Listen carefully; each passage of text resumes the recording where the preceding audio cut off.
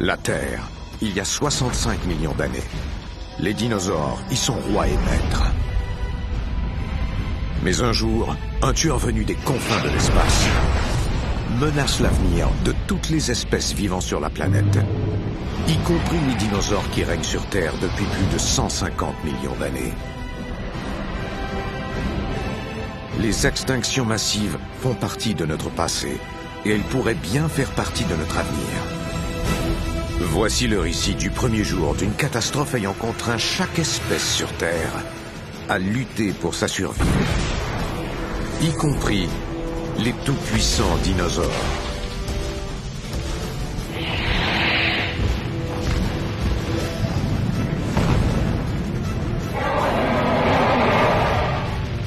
Vous êtes sur le point d'assister aux pires 24 heures de l'histoire de la planète Terre.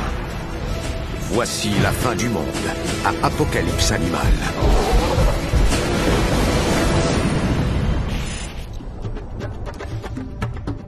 La mort ne négocie pas.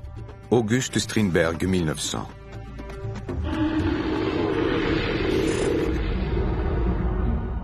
Voici la planète Terre il y a 65 millions d'années. Dans 3 jours à peine, un terrible bourreau, un astéroïde d'une largeur de plus de 9 km et voyageant à plus de 32 000 km/h, s'écrasera violemment sur la planète. Si ce tueur nous frappait aujourd'hui, l'espèce humaine serait anéantie. Heureusement pour nous, tout cela est arrivé à l'époque où les dinosaures régnaient sur le monde.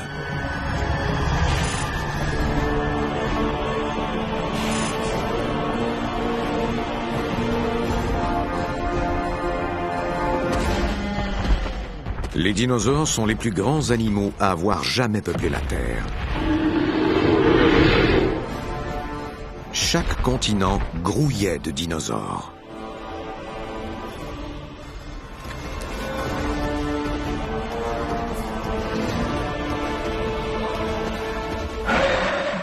D'espèces diverses, certains étaient prédateurs, d'autres herbivores. J'ai l'impression que si nous pouvions nous transporter à cette époque à bord d'un super-avion, ce que nous verrions du haut des airs, kilomètre après kilomètre, ce seraient des troupeaux d'animaux énormes, des dinosaures.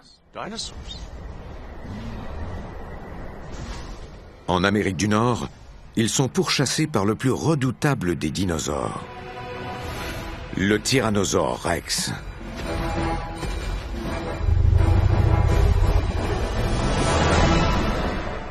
Au-dessus du Mexique, des ptérosaures géants appelés Quetzalcoatlus planent majestueusement.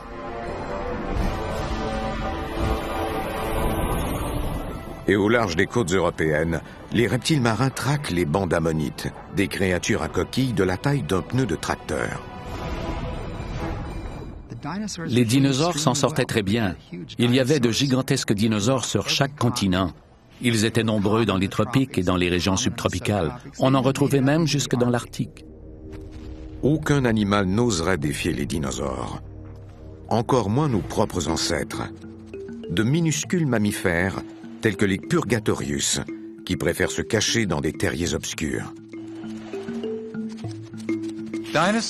Les dinosaures et les mammifères sont apparus sur la Terre à peu près au même moment. On a souvent tendance à l'oublier. C'est donc dire que pendant les 163 millions d'années où les dinosaures ont régné, il y avait aussi des mammifères. Mais pour une raison ou pour une autre, les mammifères étaient de très petite taille. En fait, leur taille ne dépassait pas celle d'une souris, alors que le plus petit des dinosaures, queue incluse, mesurait environ 1,20 m. Mais un événement que les scientifiques nomment l'extinction de la limite Crétacé-Tertiaire ou l'extinction KT est sur le point de faire basculer complètement l'équilibre des forces. L'extinction KT a constitué la pire journée de l'histoire de la Terre. Ce jour-là, une ère a abruptement pris fin, entraînant dans sa chute des millions d'espèces.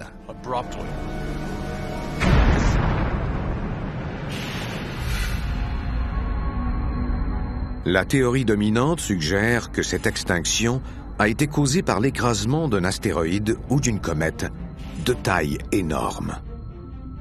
S'il s'agit d'un astéroïde, il provient de la ceinture d'astéroïdes, une région froide située tout juste près de l'orbite de Mars, où se trouvent des milliers de ces immenses roches spatiales.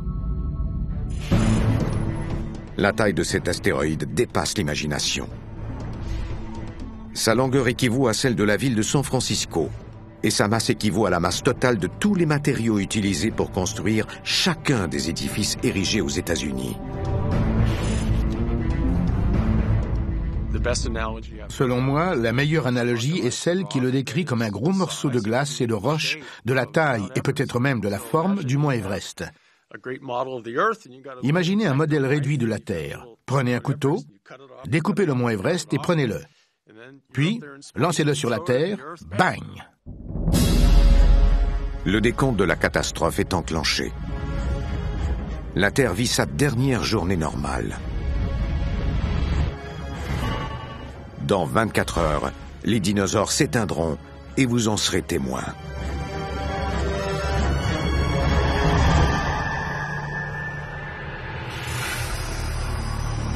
En Alaska, des dinosaures à bec de canard, appelés hadrosaures, parcourent la forêt luxuriante tout en se régalant, ignorant tout du malheur qui les guette. La longueur de ces immenses bêtes équivaut à 3 voitures et leur taille à 2 fois celle d'un homme. Ils utilisent leur bec comme une pince à salade pour arracher les feuilles des arbres. Ils poussent la nourriture au fond de leur gueule où 1600 dents agissant comme une râpe à fromage leur permettent de broyer les aiguilles de pain difficiles à digérer. Des membranes gonflables situées dans leur nez leur permettent de pousser des sons, un mugissement spectral proche du basson. La structure du crâne des dinosaures à bec de canard, combinée à leur comportement grégaire, laisse supposer qu'il existait une très grande interaction sociale chez ces dinosaures. Il est très intéressant de noter que les parents actuels les plus proches des dinosaures, les oiseaux, possèdent aussi ces caractéristiques comportementales. Affamés, ces dinosaures sont trop occupés pour remarquer la lueur qui pointe dans les airs. Un fragment de l'astéroïde tout aussi meurtrier traverse le ciel à toute vitesse. Soudain, le troupeau s'affole et prend fuite, hurlant de peur, piétinant tout sur son passage. C'est absolument terrifiant comme situation. Folles de terreur, ces bêtes réagissent comme le fait un troupeau, c'est-à-dire en paniquant et en piétinant tout.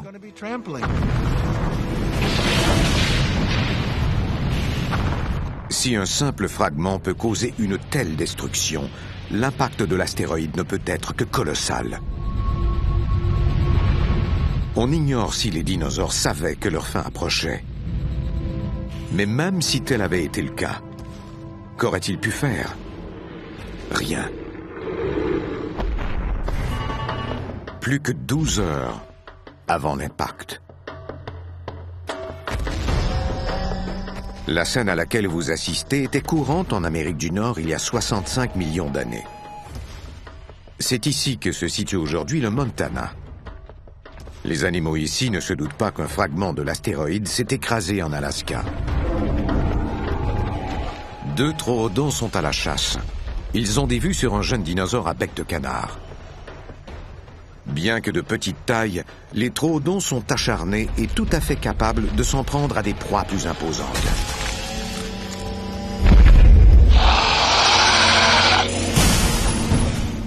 Le troodon ne mesure qu'1 mètre de haut, mais c'est l'un des dinosaures les plus intelligents de tous les temps.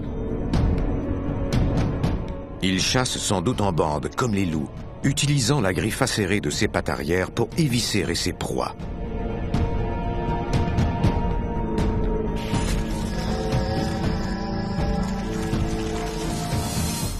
Mais alors que les troodons s'apprêtent à déguster leur repas, un tyrannosaure surgit. Ce formidable animal, aussi long qu'un terrain de tennis, pèse 7 tonnes, soit autant qu'un éléphant d'Afrique. De nos jours, les plus grands prédateurs de la planète sont les lions et les tigres. Ils sont minuscules comparés aux tyrannosaures. J'ai déjà été en présence de grands félins comme des cougars. Ces bêtes sont immenses. On se sent petit et vulnérable à côté d'elles. Maintenant, imaginez un animal de la taille d'un éléphant, dont le crâne est aussi long qu'un être humain et qui dévore près de 500 kilos de viande par jour. Ça doit être effrayant de se retrouver face à une telle créature. La gueule du tyrannosaure est parfaitement conçue pour tuer et dévorer ses proies. La force phénoménale de ses mâchoires, environ 4500 décanewtons, lui permet de facilement transpercer sa victime, d'arracher sa chair et de broyer ses os. D'un point de vue écologique, le Tyrannosaure Rex était en quelque sorte un dépeceur de viande. Sa gueule était en forme de U et il possédait des dents plates et acérées à l'avant qui lui permettaient de prendre de grandes bouchées de chair. Il ne peut pas mastiquer. Il ingurgite donc sa nourriture sans la mâcher, avalant plus de 68 kilos de chair d'un seul coup.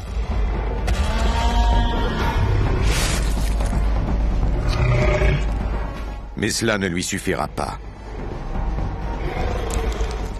Du moins, pour affronter ce qui s'en vient. Presque tout ce qu'on sait au sujet du Tyrannosaure Rex et des autres dinosaures d'Amérique du Nord provient d'une région appelée la formation de Hell Creek. Aujourd'hui, il s'agit d'un endroit désert situé dans les Badlands du Montana et du Dakota du Nord. À l'ère du Crétacé, il s'agissait plutôt d'une vaste plaine alluviale remplie de dinosaures. Pendant 3 millions d'années, les cours d'eau ont déposé des sédiments lors de leur crue. Boue et argile se sont accumulés dans la plaine. Et ce qu'on aperçoit aujourd'hui, ce sont les différentes couches de sédiments qui se sont accumulées au cours de ces 2 ou 3 millions d'années. Elles se sont accumulées l'une après l'autre de bas en haut. Les dinosaures et les végétaux étaient nombreux au cours des 2 derniers millions d'années du Crétacé. Le Tyrannosaure Rex est le roi de Hell Creek.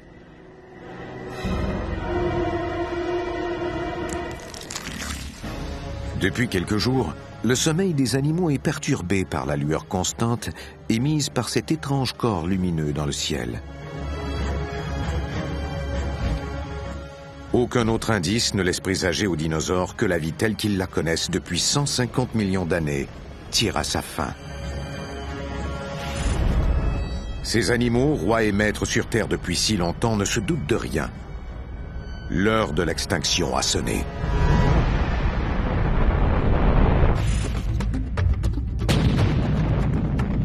Tout ce qui est sorti de la Terre fait retour à la Terre. Lucrèce, 50 avant Jésus-Christ.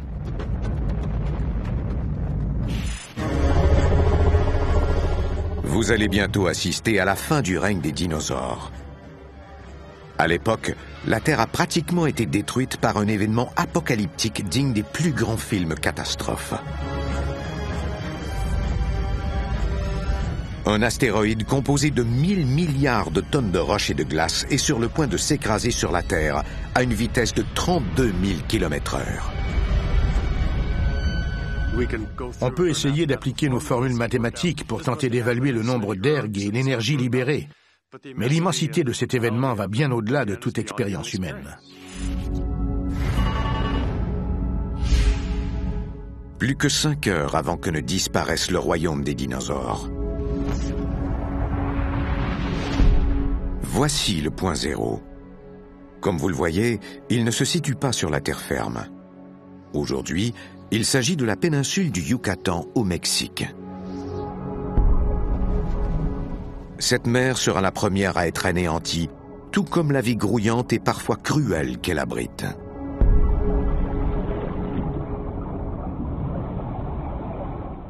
Si on avait eu la chance de faire de la plongée à l'époque, les bancs de poissons qu'on aurait aperçus n'auraient ressemblé en rien à ceux d'aujourd'hui. On aurait vu des bancs de poissons et des bancs d'ammonites, de magnifiques céphalopodes ressemblant à des calmars vivant dans une grande coquille. Le nautile est l'animal actuel s'en rapprochant le plus. On aurait donc aperçu des ammonites et des poissons, ainsi que des reptiles marins nageant parmi eux. Le mosasaure est le plus redoutable de tous les reptiles marins. Ce prédateur vorace mesure près de 15 mètres de long et pèse 18 tonnes. Son excellent sens de l'odorat lui permet de calmement traquer ses proies. Le mosasaure préfère la lente ammonite. Cependant, aujourd'hui, il doit se presser. Dès que l'astéroïde apparaîtra dans le ciel, il ne disposera plus que de quelques secondes pour terminer son repas avant de lui-même disparaître.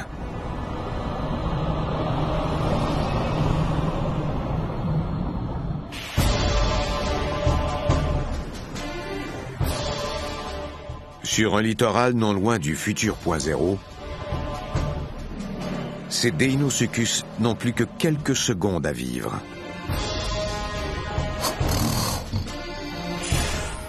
Ces crocodiles des mers géants mesurent 12 mètres de long et sont de la même hauteur qu'un homme adulte. Ils l'ignorent, mais la planète Terre ne dispose plus que de 10 secondes.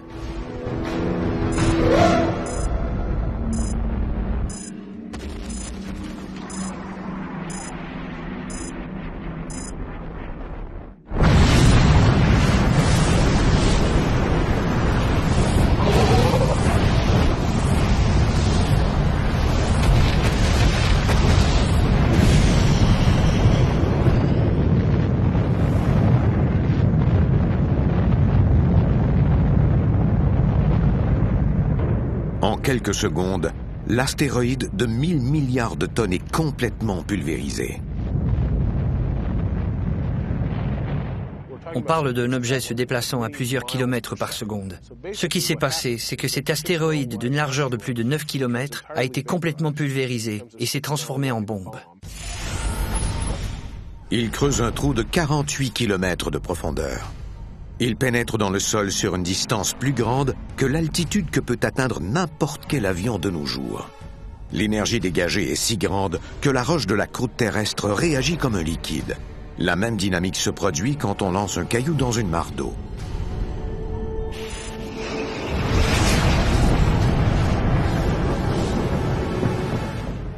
On calcule l'énergie libérée et on parle d'une centaine de millions de mégatonnes, alors que dans le cas d'une bombe à hydrogène, on parle d'une seule mégatonne. Imaginez l'énergie libérée par 100 millions de bombes à hydrogène explosant simultanément.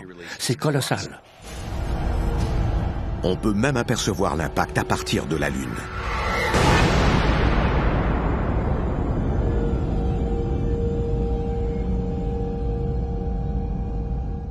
On parle d'une catastrophe pire que toutes celles que pourrait imaginer Hollywood. En une fraction de seconde, toute l'eau dans un rayon de 160 km s'évapore, anéantissant instantanément des millions d'animaux. Aucun des organismes vivants qui se trouvaient à quelques dizaines de kilomètres du point d'impact n'a eu conscience de ce qui s'était passé. L'onde de choc les a frappés trop rapidement pour que leurs neurones puissent réagir. Ils sont morts sur le champ. Pour eux, la mort est une délivrance. Ils ont de la chance. Tout ce qui se trouve dans un rayon de 400 km du point d'impact meurt instantanément. Les animaux qui se trouvent plus loin aperçoivent un éclair vif. Mais savent-ils qu'ils sont condamnés?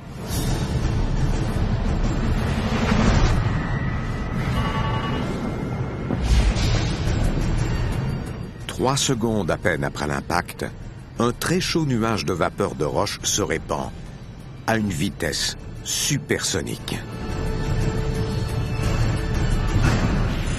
L'onde de choc.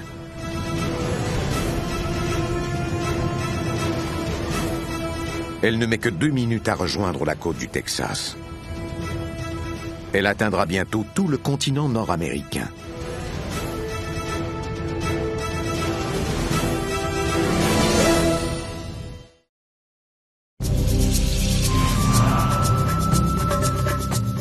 Les forces tectoniques, l'érosion ainsi que d'autres processus naturels ont radicalement modifié l'aspect de la Terre depuis l'époque des dinosaures.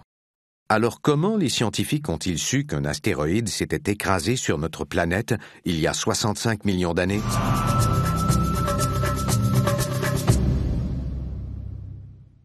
Ils l'ont su il y a 30 ans lorsque l'équipe composée d'un père et de son fils, Luis et Walter Alvarez, découvre les traces d'un élément chimique très rare, l'iridium, dans une couche de sédiments datant de 65 millions d'années. La provenance de cet iridium les intrigue. La question était de savoir d'où provenait cet iridium. On sait que cet élément ne se retrouve pas à la surface de la Terre. Ça signifie que cette strate-ci contient les restes d'un astéroïde. Pour nous, c'est vraiment palpitant, car quand on observe cette strate tout juste ici, on aperçoit en fait l'iridium contenu dans l'astéroïde qui s'est écrasé sur la Terre il y a 65 millions d'années.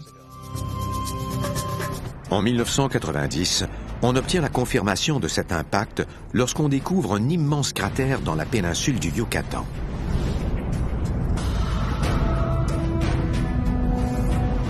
Cette découverte déclenche une série de recherches. Pour les scientifiques capables de la décoder, cette couche de sédiments renferme le compte-rendu effrayant de ces derniers jours.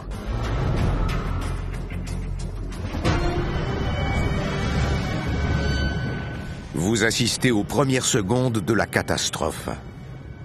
Alors qu'une onde de choc constituée de vapeur de roche jaillit du point zéro.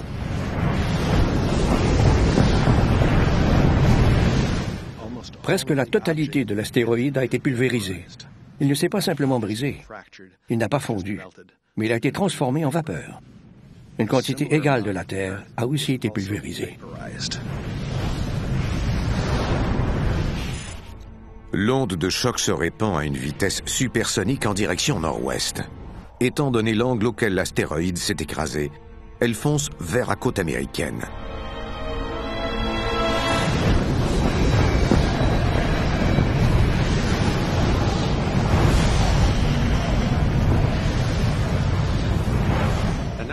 On peut comparer cette onde de choc à un train de marchandises fonçant droit sur les dinosaures.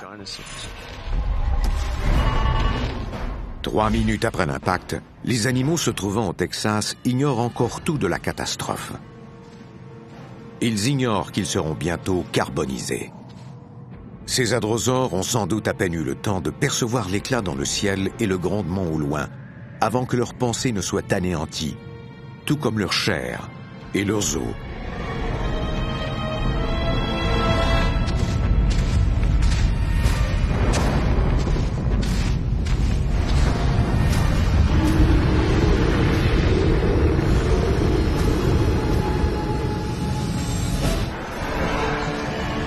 Plus loin dans les terres, ces ptérosauriens appelés Quetzalcoatlus règnent dans le ciel depuis des millénaires. Cet animal était un formidable volatile. Il avait une envergure de plus de 13 mètres. Un avion Piper Cub dans lequel 2 personnes peuvent prendre place possède une envergure de 11 mètres. Avait-il besoin d'une piste d'atterrissage? Comment prenait-il son envol? Comment atterrissait-il? Où vivait-il? Ces questions restent encore sans réponse. Malheureusement, ils ne se sont pas bien fossilisés car leurs os étaient très fragiles. En observant les oiseaux, on peut essayer d'en apprendre plus sur le mode de vie de ces ptérosauriens. Or, les oiseaux qui possèdent les mêmes caractéristiques aujourd'hui sont les cigognes. Et la plupart des cigognes, bien qu'elles volent avec facilité, chassent sur terre. Imaginez donc une cigogne mesurant entre 4 et 6 mètres, soit presque la taille d'une girafe. Cet animal devait parcourir les environs à la recherche de petites bêtes, y compris des bébés dinosaures. Mais pas question de chasser aujourd'hui. L'onde de choc fonce sur eux avec fracas et les pulvérise. L'onde de choc progresse. Même le puissant Tyrannosaure Rex, incapable de s'abriter, ne survivra pas.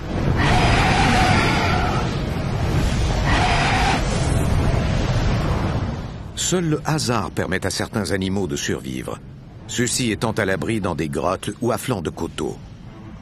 Protégés en partie, ils assistent au déroulement de la catastrophe. Les animaux étaient désorientés et confus. Certains ont été tués sur le coup par la force de l'onde de choc. Les survivants erraient sans savoir que faire. Puis des incendies ont éclaté un peu partout. L'onde de choc dépose des résidus partout sur ce qui est aujourd'hui le territoire américain. Chaque parcelle de terre se consume.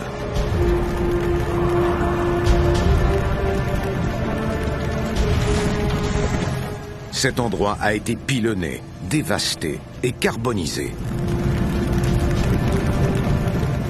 La nature ne favorise ni les prédateurs, ni les proies, ni les parents, ni les enfants. Un petit mammifère sort de son terrier pour jeter un coup d'œil. Il s'agit de notre ancêtre, le Purgatorius. Il s'aventure à sortir. Heureusement pour nous, l'avenir de la race humaine est sauf, car le terrier de ce petit animal peu connu l'a protégé. On peut inverser l'adage bien connu qui dit « Vous pouvez vous cacher, mais vous ne pouvez pas vous échapper ». La solution, c'était de se cacher, de se mettre à l'abri. Or, les dinosaures ne pouvaient ni creuser ni nager. Ils n'avaient donc aucun moyen de s'abriter. 10 minutes après l'impact, l'onde de choc se dissipe. Son énergie s'estompe avant qu'elle n'atteigne le Canada. Bien que ça paraisse incroyable, les animaux hors de sa portée ignorent encore sans doute tout de la catastrophe. Pour ces tricératops, cette journée n'a rien d'extraordinaire.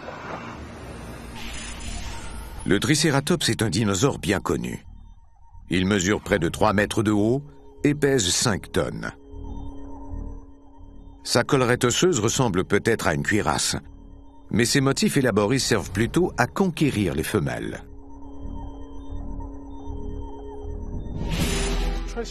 Les tricératops et autres dinosaures à cornes étaient des animaux grégaires, tout comme le sont de nos jours les antilopes africaines. Imaginez donc un immense troupeau, non pas constitué d'antilopes pesant moins d'une demi-tonne, mais de tricératops pesant chacun entre 3 et 5 tonnes. Ils étaient sans doute des centaines et même un millier, des adultes, des jeunes et des bébés. Les adultes protégeaient sans doute les plus jeunes. Puis, un grondement sourd retentit au loin. La terre se met soudain à trembler. Ce séisme est plus violent que tous ceux qu'ils ont vécus. Il s'agit du pire séisme depuis l'apparition de la vie sur Terre 600 millions d'années auparavant.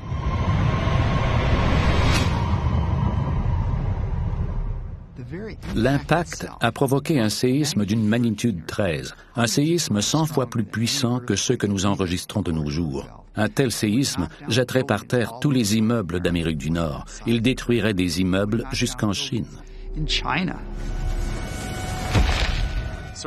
Le séisme a sans doute fait tomber tous les animaux. Le sol s'est sûrement fissuré ici et là. Certains dinosaures sont certainement tombés dans ces fissures. Mais je le répète, ce séisme n'est pas ce qui a fait le plus de victimes. En fait, ce n'était que le début d'une série de catastrophes. Ce super séisme ondule à travers la planète, déclenchant d'énormes glissements de terrain aussi loin qu'en Antarctique. Pour la plupart des animaux sur Terre, ce séisme est le premier indice que la fin approche. «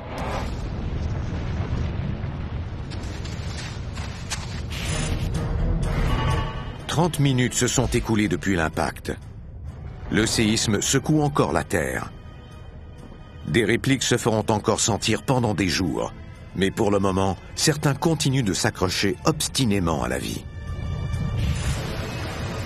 C'est alors qu'un nouvel aspect terrifiant de cet apocalypse fait son apparition. De gigantesques tsunamis se forment. D'immenses murs d'eau mortels ressemblant à d'immenses chaînes de montagnes avancent inéluctablement.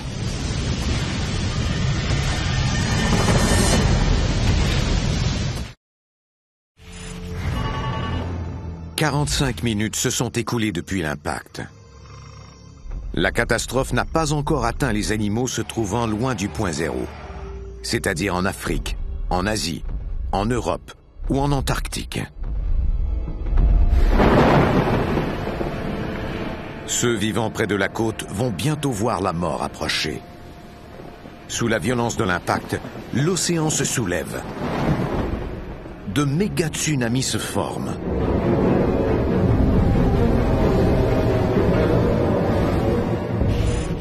Les tsunamis se sont développés en vagues concentriques à partir du point zéro. Ils étaient sans doute nombreux et ils se déplaçaient à très grande vitesse. Les méga-tsunamis traversent l'Atlantique à plus de 1000 km/h, plus rapidement que la vitesse du son.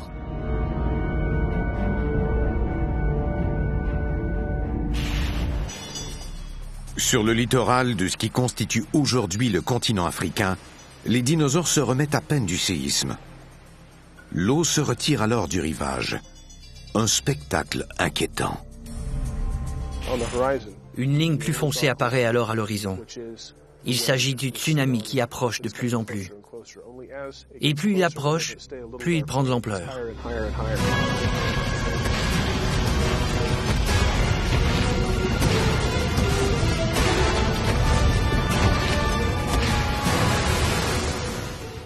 Il emporte tout sur son passage, les dinosaures et tout le reste, les arbres, les débris. Il mélange tout ça et les disperse un peu partout sur les terres qui l'inondent. Le tsunami qui a frappé l'Asie aux alentours de Noël, il y a quelques années, avait une amplitude de quelques mètres. Dans ce cas-ci, on parle de quelques centaines de mètres. Le méga tsunami ravage le globe. Aucun littoral n'est épargné.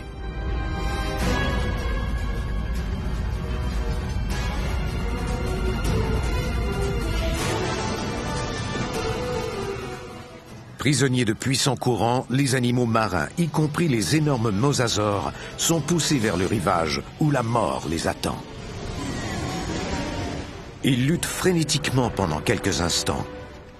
Puis, plus rien.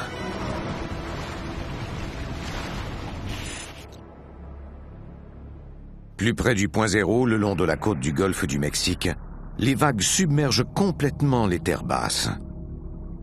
Alors que l'onde de tempête de l'ouragan Katrina était d'une hauteur de 8,5 mètres, la hauteur de celle-ci est de plus de 300 mètres. Si une telle catastrophe se produisait aujourd'hui, des villes situées aussi loin que Nashville ou Saint-Louis se retrouveraient sous une centaine de mètres d'eau. Après avoir frappé et après avoir inondé les terres, le tsunami se retire, comme le fait toute vague normale qui atteint le rivage. L'eau se retire avec une puissance telle qu'elle creuse un nouveau paysage dans le sud des États-Unis. De nouvelles collines, de nouvelles vallées, de nouveaux canyons apparaissent, tous jonchés d'animaux morts. Un peu à l'image des effets d'une tornade, tout ce qui se trouvait sur Terre a été mélangé, puis éparpillé. Les terres continuent de se drainer, transportant les carcasses de millions d'animaux vers la mer. 5 heures après l'impact, l'océan déchaîné commence à se calmer. Après une telle catastrophe planétaire, le plus surprenant n'est pas le nombre de victimes, mais plutôt le nombre de survivants. À quelques endroits autour du globe, des survivants amochés essaient de comprendre ce qui s'est passé. Pourtant, un autre danger les menace.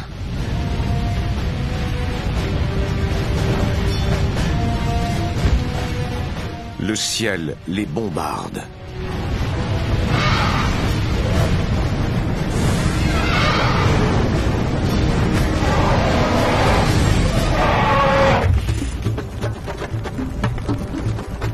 Le monde change, que ça nous plaise ou non. Ralph Waldo Emerson, 1872. Tout a commencé lorsqu'un astéroïde s'est écrasé sur la Terre il y a 65 millions d'années, déclenchant une réaction en chaîne désastreuse.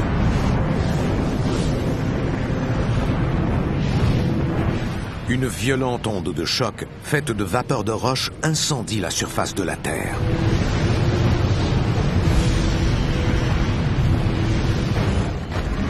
Puis, un colossal séisme secoue la Terre comme jamais auparavant. Et de méga tsunamis submergent d'immenses étendues de terre.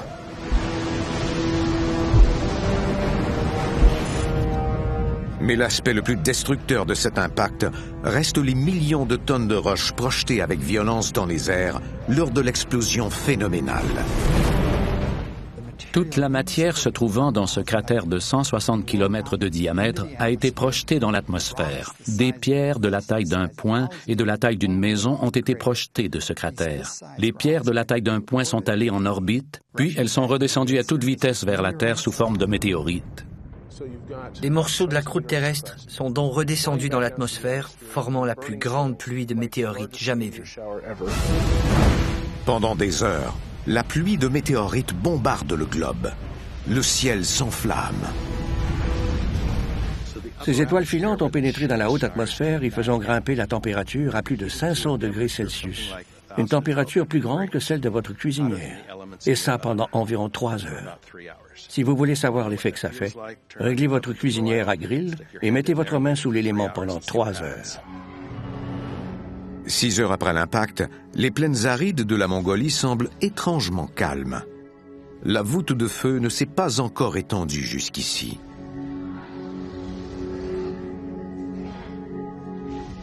À cet endroit, des cousins du troodon nord-américain, de petits carnivores appelés Byronosaurus, traquent les nombreux troupeaux de Protocératops. Le Protocératops ressemble beaucoup au célèbre Tricératops. Sa gueule est parfaitement adaptée à l'ingestion des broussailles du désert. Il arrachait les végétaux avec son bec, puis les coupait avec ses dents acérées. Et il gardait la nourriture dans ses joues pendant qu'il la mâchait. C'était en quelque sorte un formidable robot culinaire. Mais le Protocératops n'a rien d'un combattant. Une tare qui se révèle fatale dans ce monde féroce.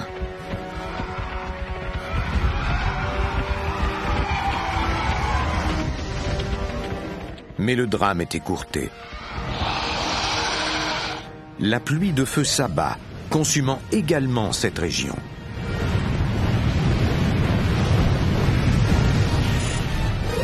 Plus on s'éloigne du point zéro situé au Yucatan, plus les météorites sont petites. Aussi incroyable que cela puisse paraître, certaines ne sont pas plus grosses qu'un grain de sable. Il y avait des billes de verre dans l'océan Atlantique, des couches de billes de verre, car après avoir été projetées dans l'atmosphère, toute cette roche fondue est retombée en pluie sous forme de verre ou de verre fondu. 7 heures après l'impact, toute la planète semble sur le point de s'envoler en fumée. Il n'existe aucune directive à suivre face à une apocalypse.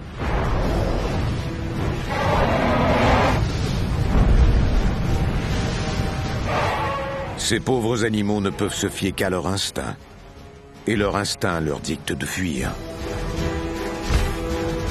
Dans le ciel qui surplombe la région aujourd'hui occupée par l'Alberta, 2 Quetzalcoatlus sont surpris par la tempête. Avec une envergure comparable à celle d'un chasseur à réaction F-16, impossible pour ces immenses animaux de se mettre à l'abri. Les roches incandescentes les bombardent à mort.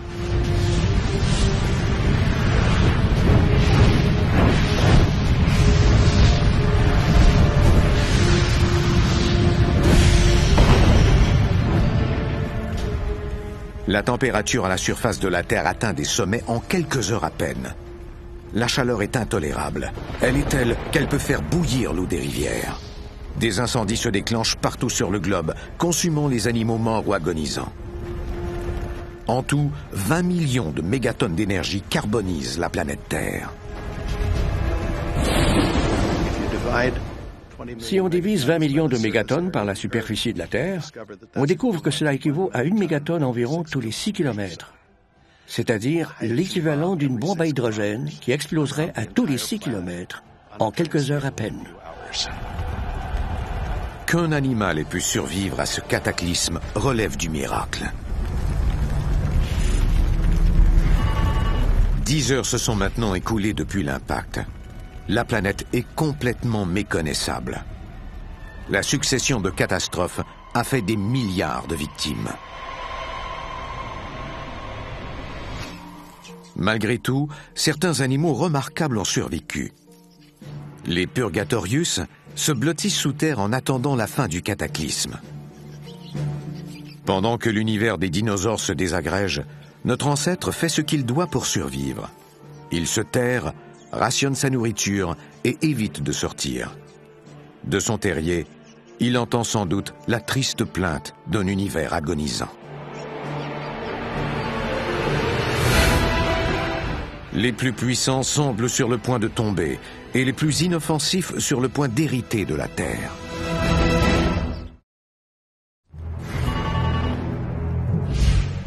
14 heures se sont écoulées depuis qu'un astéroïde d'une largeur de 9 km a percuté la Terre, provoquant un cataclysme planétaire et la fin des dinosaures. La nuit tombe. Une nuit à laquelle les dinosaures ne survivront pas. Le point zéro, situé au Yucatan, n'est plus qu'un chaudron fumant, exempt de toute forme de vie. Un immense rebord d'un diamètre de 240 km le délimite. Un bourrelet montagneux d'une hauteur de 5000 mètres s'est formé en quelques minutes à peine. L'érosion mettra des millions d'années à faire disparaître ces montagnes. Parmi les débris laissés par l'impact, les gens découvriront un jour des lamelles de carbone cristallisées, de minuscules diamants témoignant de la température féroce de l'impact.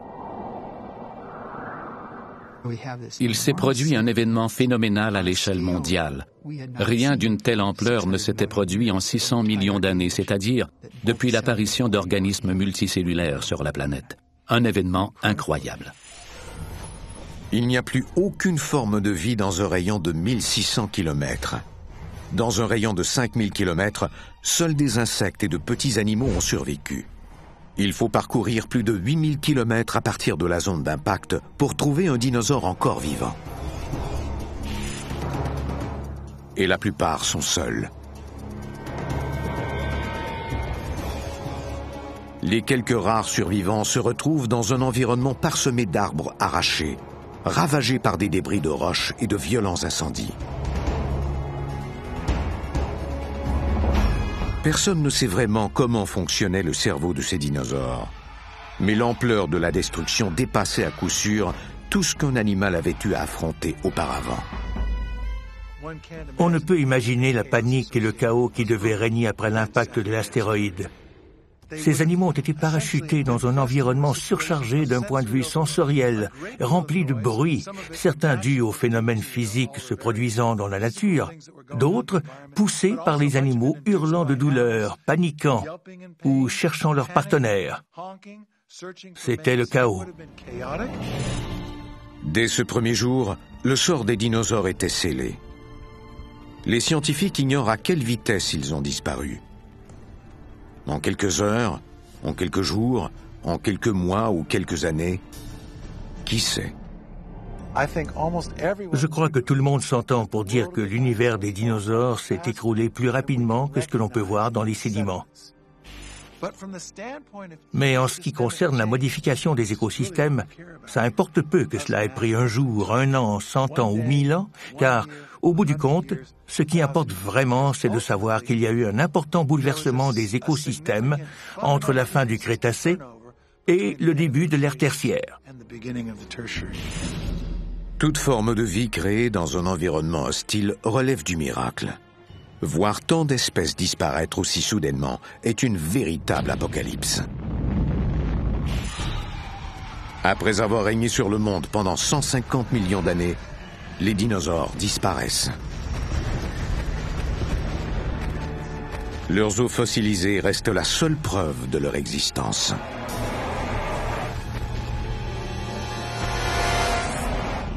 L'être humain a grandement bénéficié de leur disparition, car leur mort a permis à nos ancêtres d'hériter de la Terre.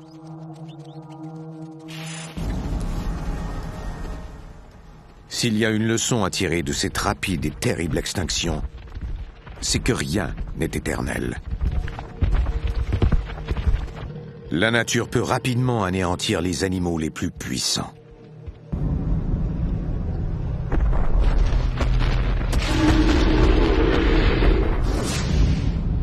Un astéroïde ou une comète tourne peut-être en ce moment même autour de notre système solaire, menaçant le genre humain. Si la catastrophe qui a anéanti les dinosaures devait se reproduire aujourd'hui, ça prendrait plus que Bruce Willis pour sauver l'espèce humaine. Des films comme L'Impact et Armageddon nous donnent un faux sentiment de sécurité. On s'imagine qu'on peut les faire dévier, qu'on peut les déplacer, qu'on peut faire quelque chose.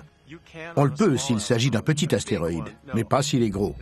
Si un astéroïde de la taille de celui de l'extinction de la limite Crétacé-Tertiaire menaçait de s'écraser sur la Terre, on ne pourrait rien faire pour l'en empêcher.